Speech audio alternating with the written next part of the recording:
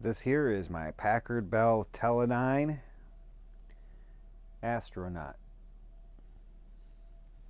I wouldn't say it's quite a daily driver situation, but I do use it off and on, and I really enjoy this set.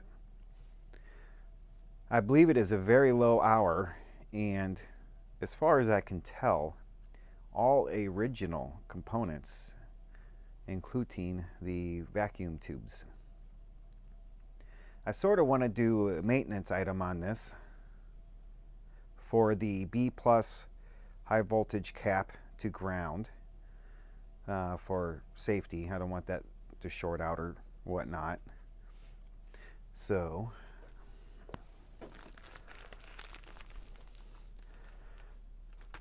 ordered the part from Mauser there and got it in.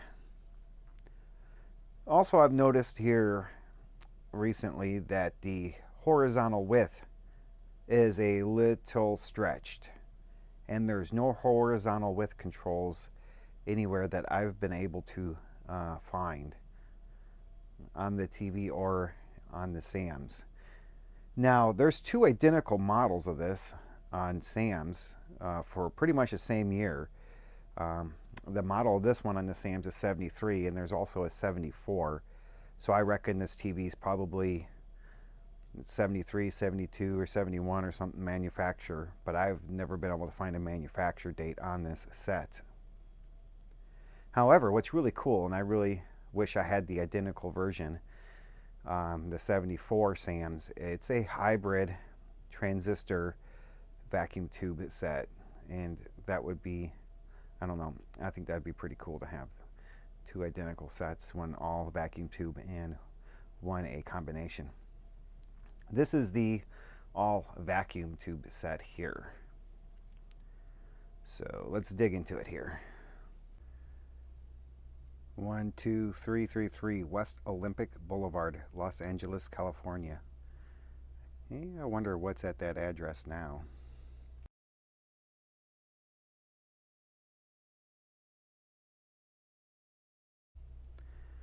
$120 volts. This little thing uses 110 watts. That's impressive. It is model 2M321GB. And nothing really specifies when you're looking for the SAMs if which version or what year or anything. So yeah, there's nothing specifying the difference, so I just took a gamble and grabbed one of them, and it was the wrong one. Because the first one I got was the transistor hybrid. But that's okay. Maybe someday I'll have that one in my possession. Okay, open her up. Okay, here she is. Made expressly for Teledyne Packard Bell. Looks like it's pretty much a GE set. Yeah, I kind of cleaned it up a little bit, and I rubbed half the stuff off these Compactrons, and then I quit, so I didn't do the rest of them. But really, it's not too bad under here. Still got the original can, and it looks like it's alright. As far as I can tell anyways, it doesn't get warmer, nothing. So I thought it had all the original tubes, and I realized up here in the tuner, it's some sort of Tarzanian Japan-made tube is here in the tuner. Everything else seems like it's pretty much original. Anyway, what I came to do is our capacitor right there. Boy, the size difference. The question is, do I just want to clip the leads and J-hook it, or desolder and do it that way? The next question is the leads even long enough? Something I never noticed until last time taking this thing apart. If you look here, the circuit board's got a little slide kind of holder or whatnot. And on this side, do you just reckon that they didn't take that pin out so that thing could sit in there? Because that's what I'm assuming. And I was thinking, let me set this thing up here.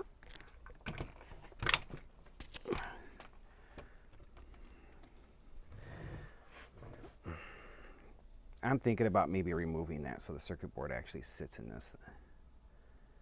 So I'm really not sure why that is there. In any case.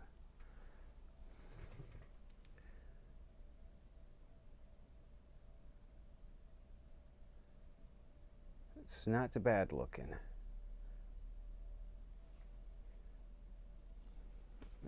Maybe I can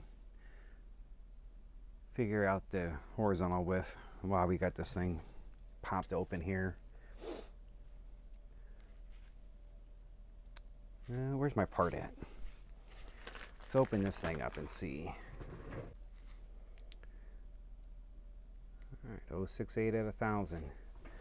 Sure is a massive size difference, huh? Old versus new. It could be long enough leads though. I think I'm gonna, almost seems like we're pulling this circuit board out might be the thing to do. How hard is that gonna be? Looks like that had to come off, huh?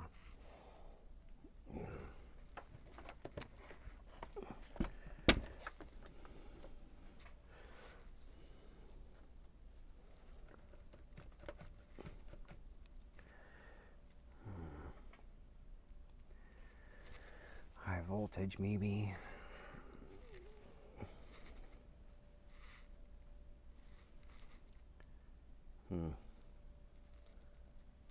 Well, I'll poke at this for a minute. We'll come back. Thought I'd see if I find the shield side real quick.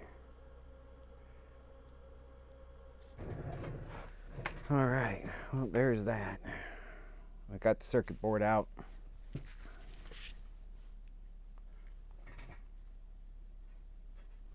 I got plenty of lead if I want to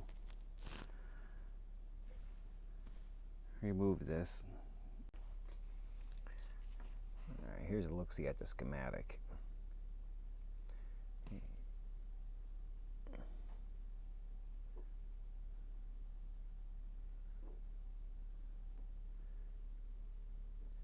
And there's our capacitor right here that we're gonna be chopping out.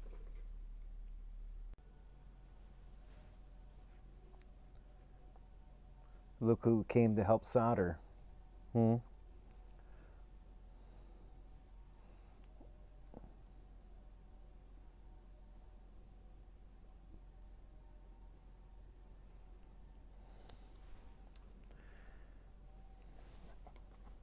What?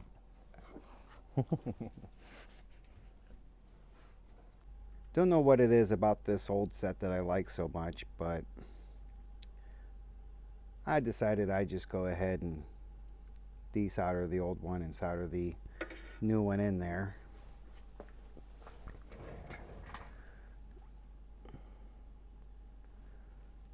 Sure, that's not going to make any difference in how the set performs, but hopefully it'll protect the B+ from possibly having a catastrophic failure.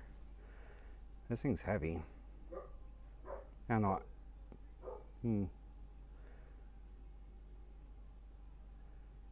Sasha's talking about something.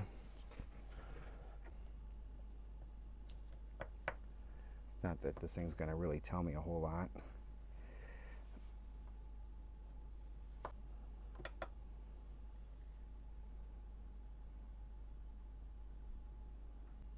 So to make it a 0.071.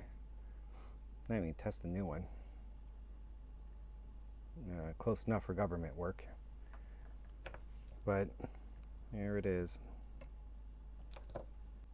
Let's have a look at the schematic for that horizontal width issue. Looks like our vertical section's up here. Multi-vibrator perhaps. Vertical output, height. So horizontal output, horizontal oscillator, horizontal AFC. Reckon that's automatic frequency control. Do you think that would have an effect? So what would cause the width to be out? I wonder if I should test this vacuum tube just to test it. But we have a resistor here, another resistor, a capacitor, That's all part of this section. Right here. Another resistor, another capacitor. 8LT8. Let's test that real quick. Something tell me where the tube's at on this thing.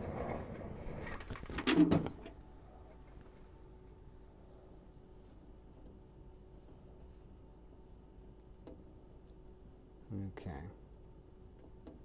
Looks like the 8LT8.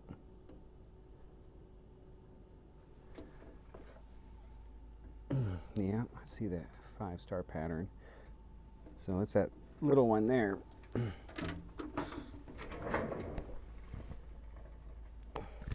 That's this one here. Well, let me get that out and get the old tester out here.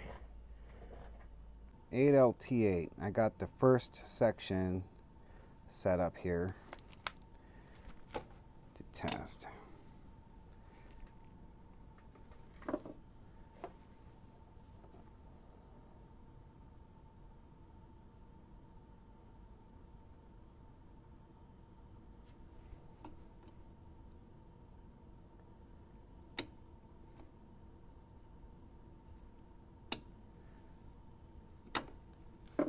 Okay. Next one is also one on A, 8C. So I just need to change section D to an 8.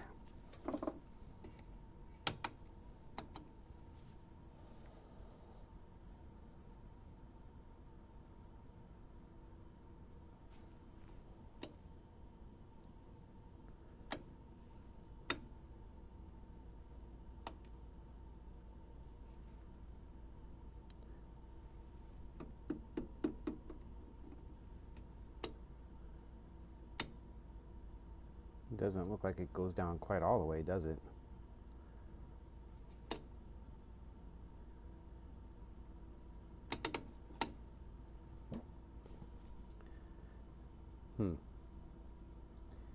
Well.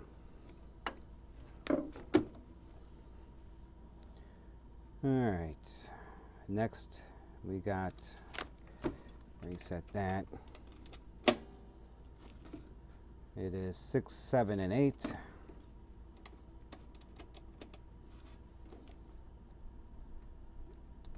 So we got 8, E, 9.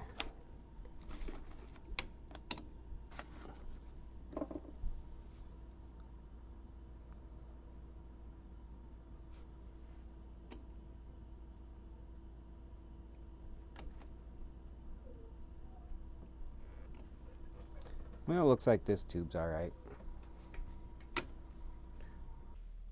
Wrote me down a list of resistors and capacitors to check out. All the capacitors or disc capacitors are probably okay. The one I'm kind of questioning is that one there. It's all bubbled up like it's gotten extra hot or something. Not sure about that. All the resistors checked out except for 2. I had a 47 show up as 53.2 and a 5.6 meg shows 1.6. I tested these all in circuit, so I may need to lift them out to actually possibly get the correct value.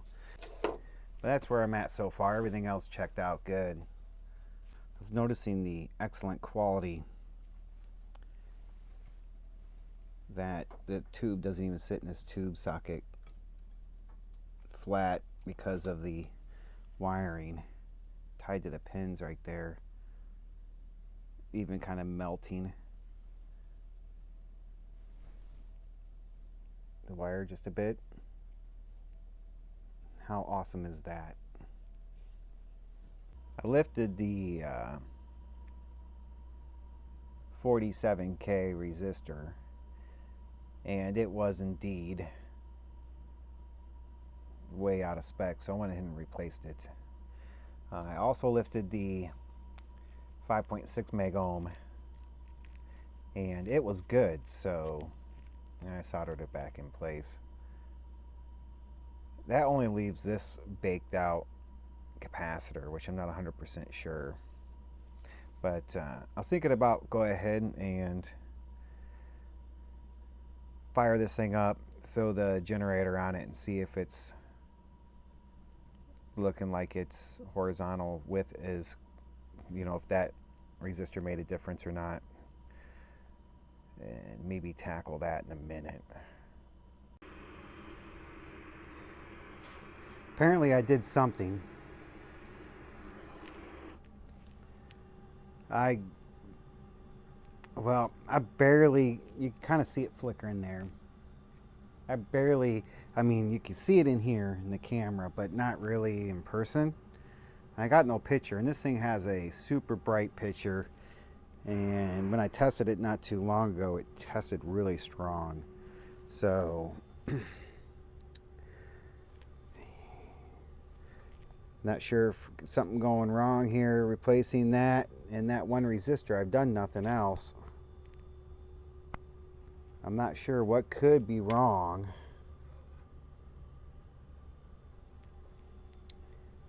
I wonder if I got high voltage.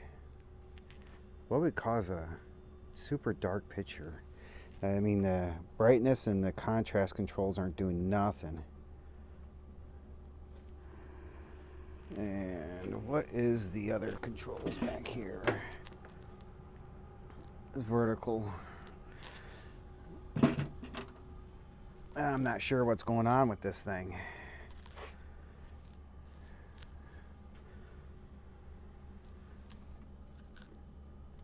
Uh-oh.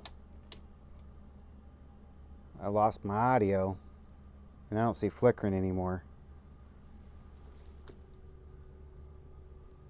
Oh, everything went dead. Tubes are dead. Well, okay. It's pretty bad when you can't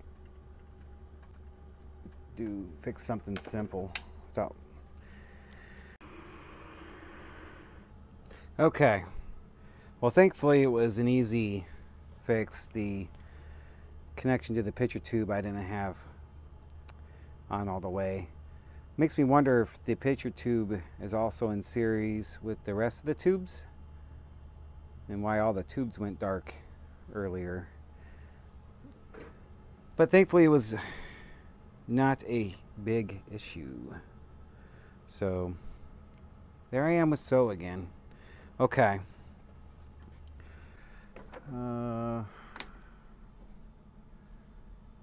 Channel 4. Okay.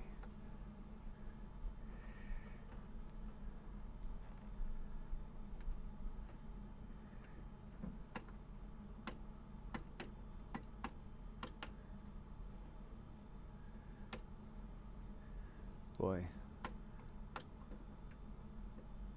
Takes a little bit, don't it? All right, let's see what we got. All right.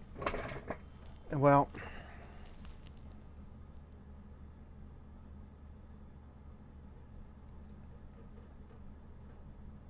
it's still,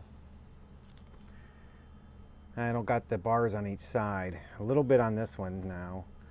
So something else is still preventing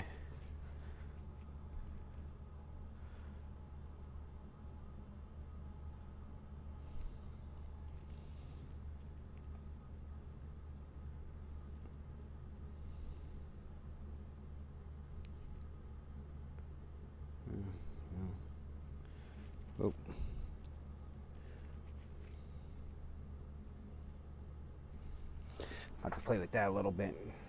I made that worse, didn't I? Oh, it'd be easier if I had a thing here. Let's see.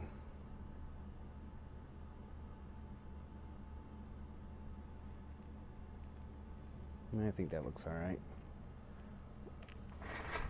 Better with the light off.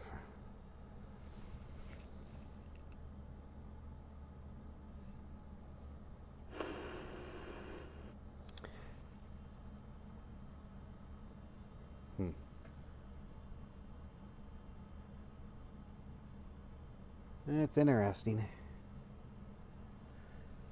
Not having my bars. I wonder if it looks stretched when it's on broadcast now. Let's check it out. I'll go ahead and shut that off. Ukraine is coming Wednesday. A former Ukrainian prep teacher is in Poland organizing efforts to help Ukrainian refugees. Father Damian Cherniak taught at the Omaha school for 3 years before returning to his native country last summer. He's currently a member of the Jesuit Refugee Service in Poland. He's asking for support from the Omaha community to continue to provide humanitarian relief for those caught up in the Russian invasion. Father Damian says fighting the humanitarian battle is tough, emotional, and sometimes it can be overwhelming. Sometimes I've got the moments when I just sit down and I want to cry. You know, it's like I do as much as I can, and I see it's not enough. You know, and I am tired, getting tired. You know, and then I sit for 30 seconds and say, okay, Damien, let's go. We need to move forward, right? There's more to do. And if you'd like to help, we do have a link with information on our website, WOWT.com. Come Monday, Nebraska medicine will return to a normal operating status. So that means surgeons will be busy with the backlog of hundreds of patients with appointments, which had been rescheduled after weeks of COVID-related delays. Hospital officials tell 6 News while it's not considered an emergency, the postponed procedures for about 600 patients are still important. Some of those individuals that have had cases or care delayed really can't get back to work until they have an issue that they have clinical need or is taken care of. And we're told it'll take about 2 months to get everyone completely rescheduled if things stay on track. Networking with area businesses, finding the next generation of young entrepreneurs. That's the goal of African American Professionals Day. Hundreds of North High seniors and juniors attended today's event. It's a chance for these kids to rub shoulders with local business owners.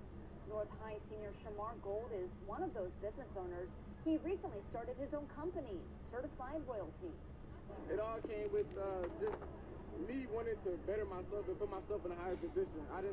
My long-term goal is to be an entrepreneur, so this clothing is my life, shoes are my life, so I put what I had to put 2 and 2 together, and that's what I came up with.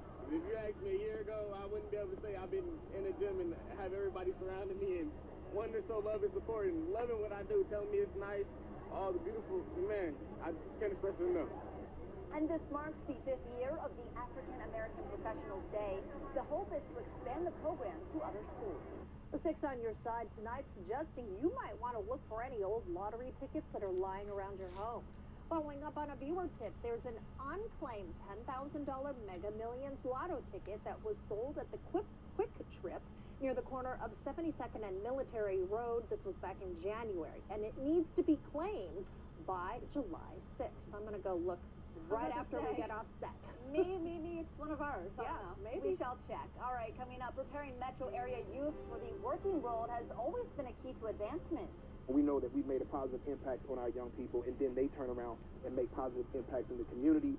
And after a pandemic adjustment, we're looking into the Step Up program, now moving full steam ahead. You're about to miss AC Nelson show discounts that end Monday. Put no money down on a new Patriot travel trailer starting at only $185 a month or $18,988. We have app-controlled RVs, destination trailers. I'm gonna go back to the brand name fifth wheels with multiple slides. Our prices at I'm gonna go back to the video generator real quick. The boxes do seem closer together here than they do off to the sides.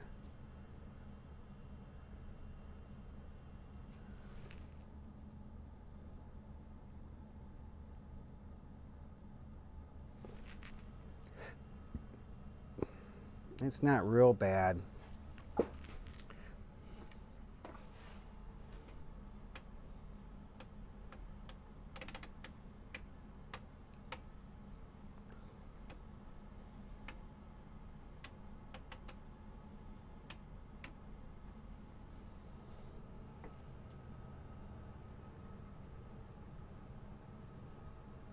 I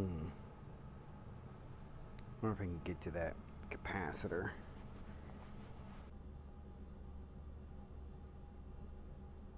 On, off, on, off. I mean, it moves the screen a little bit, but not enough. All right, got her hooked up and set. Just need to set the filament voltage. All right, so this is our filament voltage here. 6.3. Oh man, that light. There we go. All right, on the money, right? All right.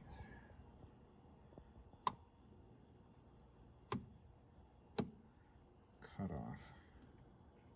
Oh, well, that seems okay.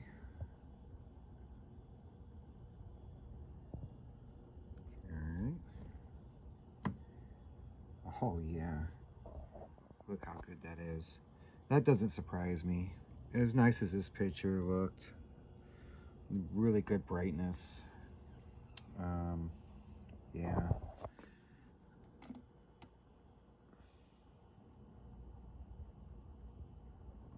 Wow, okay. Let's see. Yeah.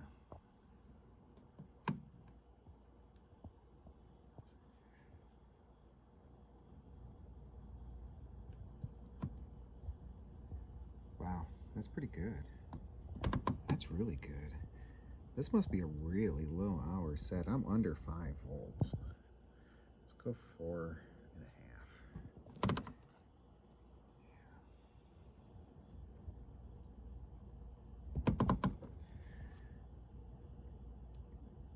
4 volts.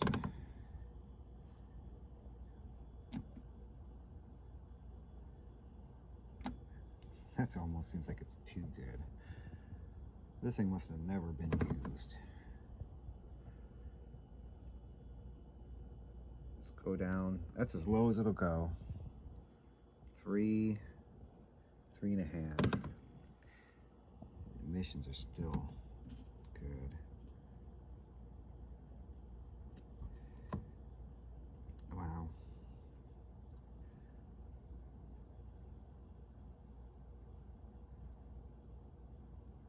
Huh. Cool. Well, I've nibbed out that plastic piece so the circuit board can at least sort of sit in there now. Well, I'm going to get her back together. Well, I think this will do good enough for now.